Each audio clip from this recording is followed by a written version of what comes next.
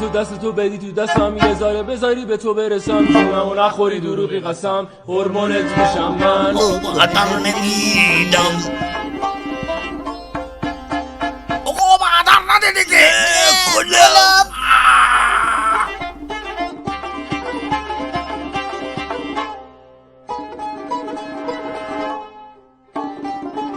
ای بابا چطور شد که اینطور شد؟ با شناختی که از بابا دارم الان زنگ میزنه به اصغر تعبیر. بابا زنگ بزن اینجوری نگام نکن با نگات سوسه نده. الو اصغر تعمیر بیا با پشت بوم کولرمونو درست کن. چی میگی بابا؟ علیک سلام جعفر.